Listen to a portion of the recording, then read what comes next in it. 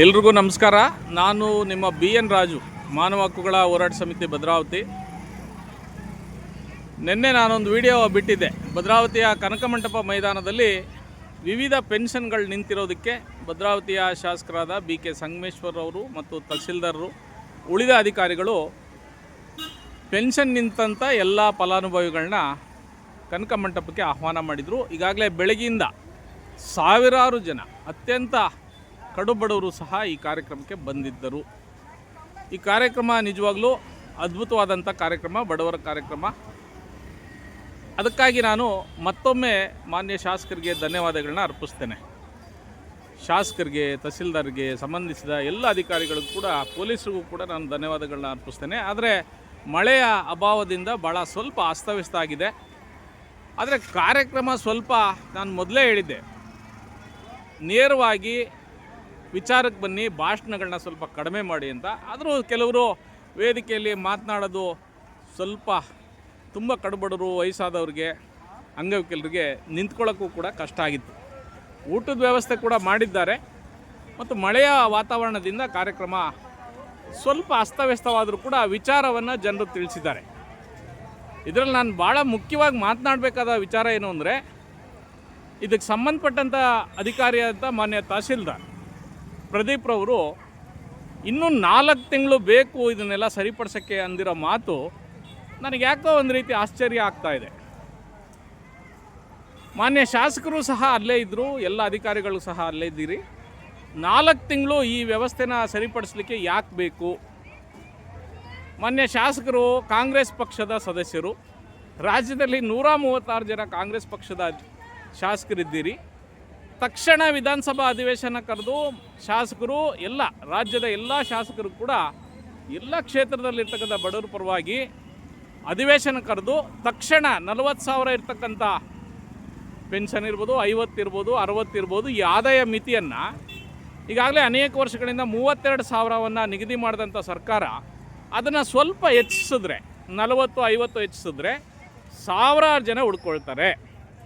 ಈ ಆದಾಯ ಮಿತಿಯನ್ನು ಸರ್ಕಾರ ತಕ್ಷಣ ಸಚಿವ ಸಂಪುಟ ಕರೆದು 32,000 ಇರ್ತಕ್ಕಂಥ ಆದಾಯ ಮಿತಿಯನ್ನು ಕನಿಷ್ಠ 50-60,000 ಮಾಡಿದ್ರೆ ಇಲ್ಲಿ ಅನೇಕ ವ್ಯವಸ್ಥೆಗಳು ಬದಲಾವಣೆ ಆಗುತ್ತೆ. ಒಂದು, ಮತ್ತು ಕೆಲವು ಆಧಾರ್ ಕಾರ್ಡು, ಇನ್ಕಮ್ ಸರ್ಟಿಫಿಕೇಟ್ ವ್ಯತ್ಯಾಸಗಳಾಗಿರೋದನ್ನ ಸರಿಪಡಿಸಿದ್ರೆ ಇನ್ನೊಂದಿಷ್ಟು ಸಾವಿರಾರು ಜನರಿಗೆ ಅನುಕೂಲ ಆಗುತ್ತೆ. ಇಲ್ಲಿ ಯಾರಿಗೆ ತೊಂದರೆ ಆಗಿದೆ ಅಂದರೆ, ನಿಜವಾದಂಥ IT ಹೋಲ್ಡರ್, ಅವ್ರು ನಿಜವಾಗ್ಲೂ ಆಸ್ತಿವಂತರಾಗಿದ್ದರೆ ಅಥವಾ ಕೆಲಸದವರು ಇದ್ದರೆ ಅವ್ರಿಗೆ ಕೊಡಲಿಕ್ಕೆ ಬರೋದೇ ಇಲ್ಲ. ಅವ್ರ ಪರವಾಗಿ ತೀರ್ಮಾನ ತಗೊಳ್ಳೋದು ಬೇಡ.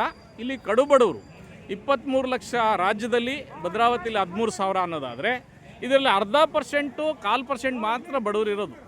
ಆ ಬಡವರು ಕನಿಷ್ಠ ಒಂದು ದಿನದ, ಒಂದು ತಿಂಗಳ ಸಂಬಳ ಬರಲಿಲ್ಲ ಅಂದರೆ ತುಂಬ ಬದುಕೋದೇ ಕಷ್ಟ ಆಗಿದೆ. ಹಾಗಾಗಿ ತುರ್ತಾಗಿ ಒಂದೇ ತಿಂಗಳಲ್ಲಿ ಆಗಸ್ಟ್ 15ರೊಳಗೆ ನಿಜವಾದ ಬಡವರನ್ನ ಗುರುತಿಸಿ ತಹಸೀಲ್ದಾರರು ಮತ್ತು ಶಾಸಕರು, ಉಳಿದಂಥ ಅಧಿಕಾರಿಗಳು ಪೆನ್ಷನ್ಗಳನ್ನ ಓಪನ್ ಮಾಡಬೇಕು ಅಂತೇಳಿ ನಾನು ಒತ್ತಾಯ ಮಾಡ್ತೇನೆ. ಇದು ರಾಜ್ಯದ ಮುಖ್ಯಮಂತ್ರಿಗಳಿಗೂ ನಾನು ಒತ್ತಾಯ ಮಾಡ್ತೇನೆ, ಜಿಲ್ಲಾಧಿಕಾರಿಯವ್ರಿಗೂ ಕೂಡ ನಾನು ಈ ಮೂಲಕ ಒತ್ತಾಯ ಮಾಡ್ತೇನೆ. ನನಗೆ ಭಾಳ ಆಶ್ಚರ್ಯ ಆಗಿದ್ದು, ಈ ಕಾರ್ಯಕ್ರಮದಲ್ಲಿ ಮಾನ್ಯ ಮಾಜಿ ನಗರಸಭಾಧ್ಯಕ್ಷರು BK ಮೋಹನ್ ರವರು ಒಂದು ಮಾತು ಹೇಳ್ತಾರೆ. ನಿಂತಂಥ ಪೆನ್ಷನ್ಗಳು ಏನಿದ್ದೀರಿ ಅವರೆಲ್ಲರಿಗೂ ಮಧ್ಯವರ್ತಿಗಳು 2,000-3,000 ಇಸ್ಕೊಂಡು ಮಾಡಿಕೊಡ್ತೀವಿ ಅಂತ ಸುಳ್ಳು ಹೇಳ್ತಾರೆ ಅಂತ ಹೇಳಿದ್ರು. ನನಗೆ ತಿಳಿದಂಗೆ ಮಧ್ಯವರ್ತಿಗಳು ಯಾರು ಅನ್ನೋದಾದರೆ ನಿಮ್ಮ ಹೆಸರು ಹೇಳ್ತಾ ಇರೋದು, ಅದು ಶಾಸಕರ ಹೆಸರು ಹೇಳ್ತಾರೆ. ಕಾಂಗ್ರೆಸ್ ಪಕ್ಷದ ಹೆಸರು ಹೇಳ್ಕೊಂಡು ತಾಲೂಕು ಆಫೀಸ್ ಹತ್ರ ಹೆಚ್ಚು ಜನ ಇದ್ದಾರೆ. ಇವತ್ತನೇ ವೇದಿಕೆಯಲ್ಲೂ ಕೂಡ ಮಧ್ಯವರ್ತಿಗಳು ಕೂತ್ಕೊಂಡಿದ್ರು, ನಾನು ಗಮನಿಸಿದ್ದೀನಿ. ಹಾಗಾಗಿ ಮೊದಲನೇದಾಗಿ ಮಾನ್ಯ ಶಾಸಕರು, ನಿಮ್ಮ ಏನು ಹಿಂಬಾಲಕರಂತ ಕೆಲವರು ಮಧ್ಯವರ್ತಿಗಳಾಗಿದ್ದಾರೆ ಅವ್ರಿಗೂ ಕೂಡ ಎಚ್ಚರಿಕೆಯನ್ನು ಕೊಡಬೇಕು. ಯಾರೂ ಕೂಡ ಜನರಿಂದ ಹಣ ವಸೂಲಿ ಮಾಡಬಾರ್ದು ಅನ್ನೋ ಎಚ್ಚರಿಕೆಯನ್ನು ಮಾನ್ಯ ಶಾಸಕರಾದ BK ಸಂಗಮೇಶ್ವರ್ ಅವರು ಎಚ್ಚರಿಕೆಯನ್ನು ಕೊಡಬೇಕು ಅಂತೇಳಿ ನಾನು ವಿನಂತಿ ಮಾಡ್ತಾರೆ. ಇದೇ ಸಂದರ್ಭದಲ್ಲಿ ತಹಸೀಲ್ದಾರರು ಪ್ರದೀಪ್, ನಿಮ್ಮ ಜವಾಬ್ದಾರಿ ಜಾಸ್ತಿ ಇದೆ. ತಾಲೂಕು ಆಫೀಸ್ ತುಂಬಾ ಮಧ್ಯವರ್ತಿಗಳನ್ನೇ ಕೂಡಿಸ್ಕೊಂಡಿದ್ದೀರಿ. ನೀವು ಈಗ ಬಂದಿದ್ದೀರ ಬಿಡಿ ಪಾಪ, ಆದರೆ ಈ ಸಮಸ್ಯೆ ಕೂಡ ತುಂಬ ದೊಡ್ಡದು. ಹಾಗಾಗಿ ಮಾನ್ಯ BK ಸಂಗಮೇಶ್ವರ್ ಅವರೇ, ನಿಮಗೆ ತುಂಬ ಅಭಿಮಾನಿಗಳು ಬಂದಿದ್ದಾರೆ, ಎಲ್ಲರೂ ಕೂಡ ಪ್ರೀತಿಯಿಂದ ಬಂದಿದ್ದಾರೆ. ನೀವು ನಿಜವಾದ ಸೇವೆ ಮಾಡೋದೇ ಆದರೆ ಮಧ್ಯವರ್ತಿಗಳ ಕಾಟ ಕೂಡ ತಪ್ಪಿಸ್ಬೇಕು. ನೇರವಾಗಿ ಕೆಲಸಗಳನ್ನ ಮಾಡಲಿಕ್ಕೆ ನಿಮ್ಮ ಕೆಲವು ಕಾರ್ಯಕರ್ತರು ಒಳ್ಳೆಯವರಿದ್ದಾರೆ, ತುಂಬ ಒಳ್ಳೆಯ ಜನ ಕೂಡ ನಿಮ್ಮ ಕಾರ್ಯಕರ್ತರಿದ್ದಾರೆ. ದುಡ್ಡನ್ನು ತಗೊಳ್ಳದೇ ಇರ್ತಕ್ಕಂಥ ಜನನೂ ಇದ್ದಾರೆ. ಪ್ರತಿ ಪಂಚಾಯಿತಿ ವ್ಯಾಪ್ತಿಯಲ್ಲಿ ಒಳ್ಳೆಯ ಕಾರ್ಯಕರ್ತರು, ಸೇವೆ ಮಾಡೋ ಅಧಿಕಾರಿಗಳಿದ್ದಾರೆ, ಅವರೆಲ್ಲರನ್ನು ಕರೆದು ಯಾರೇ ತಪ್ಪು ಮಾಡಿದ್ರು ಕೂಡ ಅವರಿಗೆ ಸರಿಯಾದ ಬುದ್ಧಿವಾದನ ಹೇಳೋದ್ರ ಮೂಲಕ ಕಡುಬಡವ್ರನ್ನ ರಕ್ಷಣೆ ಮಾಡಬೇಕು ಅಂತೇಳಿ ನಾನು ವಿನಂತಿ ಮಾಡ್ತಾ, ನಿನ್ನೆ ನಾನು ಈ ಕಾರ್ಯಕ್ರಮಕ್ಕೆ ಸ್ವಾಗತ ಬಯಸಿದ್ದೆ. ಈಗಲೂ ಕೂಡ ಮಾನ್ಯ ಶಾಸಕರಿಗೆ ಮತ್ತು ತಹಶೀಲ್ದಾರ್ಗೆ ಸಂಬಂಧಿಸಿದವರೆಲ್ಲರೂ ಕೂಡ ಅಭಿನಂದನೆಗಳನ್ನ ಸಲ್ಲಿಸ್ತೇನೆ. ಆದರೆ ಆಗಸ್ಟ್ 15ರೊಳಗೆ ಈ ಸಮಸ್ಯೆಗಳನ್ನ ಬಗೆಹರಿಸಬೇಕು ಅನ್ನೋದು ನನ್ನ ಒತ್ತಾಯ.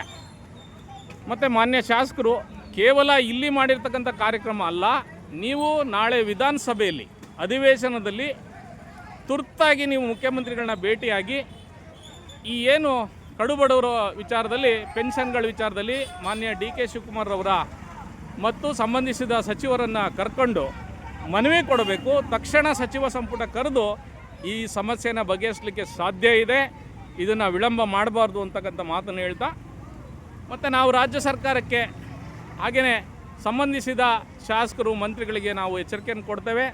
ಆಗಸ್ಟ್ 15ರೊಳಗೆ ಪೆನ್ಷನ್ ಸಮಸ್ಯೆ ಬಗೆಹರಿಸದೇ ಇದ್ದರೆ ಮಾನವ ಹಕ್ಕುಗಳ ಹೋರಾಟ ಸಮಿತಿಯಿಂದ ಖಂಡಿತ ಉಗ್ರವಾದ ಹೋರಾಟವನ್ನು ಮಾಡ್ತೇವೆ ಅಂತ ಈ ಸಂದರ್ಭದಲ್ಲಿ ಹೇಳ್ತಾ, ಈ ಕಾರ್ಯಕ್ರಮಕ್ಕೆ ಬಂದಂಥ ಎಲ್ಲ ನಾಗರಿಕರು ಕೂಡ ತುಂಬ ಕಡುಬಡವರಿದ್ದಾರೆ. ಎಲ್ರಿಗೂ ಕೂಡ ತುಂಬ ಸಮಸ್ಯೆ ಇರೋದ್ರಿಂದ, ಮತ್ತು ಅತ್ಯಂತ ಕಡುಬಡವರು ಹೆಂಗಿದ್ದಾರೆ ಅಂದರೆ, ಆಕ್ಸಿಜನ್ ತೆಗೆದ್ರೆ ಹೆಂಗೆ ಸತ್ತೋಗ್ತಾರೋ 1,000 ಕೊಡಲಿಲ್ಲ ಅಂದರೂ ಆ ರೀತಿ ಸಾಯುವಂಥ ಜನ ಇದ್ದಾರೆ. ತಿಂಗಳಲ್ಲಿ 1,000 ಪೆನ್ಷನ್ನು, 10 kg ಅಕ್ಕಿಯಿಂದ ಬದುಕ್ತಕ್ಕಂಥ ಅನೇಕ ಕುಟುಂಬಗಳಿದೆ. ಕೆಲವು ಗಂಡು ಮಕ್ಕಳು ಸಾಕ್ತಾ ಇರ್ತಕ್ಕಂಥ ತಂದೆ ತಾಯಿಗಳಂತೂ ಆ ಅಕ್ಕಿ ಮತ್ತು 1,000 ರೂಪಾಯಿ ವಿಚಾರದಲ್ಲೇ ಬದುಕ್ತಾ ಇದ್ದಾರೆ. ಹಾಗಾಗಿ ಮಾನ್ಯ ಶಾಸಕರೇ, ಇದ್ರ ಬಗ್ಗೆ ಸ್ವಲ್ಪ ಮನಸ್ಸು ಮಾಡಬೇಕು. ನೀವು ತಕ್ಷಣ ಮುಖ್ಯಮಂತ್ರಿಗಳನ್ನ ಭೇಟಿ ಮಾಡಬೇಕು, ಸಚಿವ ಸಂಪುಟ ಕರೆಸಬೇಕು. ಈ ಪೆನ್ಷನ್ ವಿಷಯ ಇಡೀ ರಾಜ್ಯಕ್ಕೆ ಭದ್ರಾವತಿಯಿಂದನೇ ನಾನು ಒಂದು ಖುಷಿ ಆಗುತ್ತೆ. ಇಡೀ ರಾಜ್ಯದಲ್ಲಿ ಎಲ್ಲೂ ಕೂಡ ಶಾಸಕರು ಈ ರೀತಿ ಕಾರ್ಯಕ್ರಮ ಮಾಡಿಲ್ಲ, ತಾವು ಮಾಡಿದ್ದೀರಿ, ಅದಕ್ಕೆ ನಾನು ಅಭಿನಂದನೆ ಸಲ್ಲಿಸ್ತೇನೆ. ಕರ್ನಾಟಕ ರಾಜ್ಯದಲ್ಲಿ 23 ಲಕ್ಷ ನಿಂತಿದೆ, ಆದರೂ ಯಾವ ಶಾಸಕರು ಕೂಡ ಜನರನ್ನ ಕರೆಸಿ ಮಾತಾಡಿಸಿಲ್ಲ. ಆದರೆ ಭದ್ರಾವತಿ ಶಾಸಕರು ನೀವು ಮಾಡಿದ್ದೀರಿ, ಅಧಿಕಾರಿಗಳು ಕೂಡ ಸ್ಪಂದಿಸಿದ್ದೀರಿ, ಅದಕ್ಕೆ ನಾನು ಧನ್ಯವಾದಗಳನ್ನ ಹೇಳ್ತೇನೆ. ಆದರೆ ಇದು ಡೋಂಗಿ ಕಾರ್ಯಕ್ರಮ ಆದರೆ ಮಾತ್ರ ನಾವು ಇದನ್ನು ವಿರೋಧ ಮಾಡ್ತೇವೆ. ಇದು ಶಾಶ್ವತವಾಗಿ ಜನರಿಗೆ ಇನ್ನೊಂದು ತಿಂಗಳಲ್ಲಿ ಪೆನ್ಷನ್ ಮಾಡಬೇಕು ಅಂತೇಳಿ ಒತ್ತಾಯ ಮಾಡ್ತಾ, ಎಲ್ರಿಗೂ ನಮಸ್ಕಾರ ನಮಸ್ಕಾರ ನಮಸ್ಕಾರ. ಅವಾಗೆಲ್ಲ ನಮ್ಮ ಮನೇಲಿ ಕೆಲಸ ಮಾಡ್ತಿದ್ರು, ಇನ್ನೊಬ್ಬರು ಗುಂಡಿಕಾರ ಮನೇಲಿ ಸಂಬಳಕ್ಕಿದ್ರು. ಅವಾಗ ಈ ಕಾರ್ಡ್ ಹಿಂದಿನ ಕಾರ್ಡಿಂದಲೂ ಐತೆ, ಈ ಗಂಡನೂ ಇಲ್ಲ, ನನಗೆ ಗಂಡ ಸತ್ತೋಗಿದ್ದೆ. ಈ ಕಾರ್ಡ್ ಮೇಲೆ ನನಗೆ ಇದೇ ನಮಗೆ ಆಸ್ತಿ ಅಣ್ಣ ಅಂತ ಕಾರ್ಡು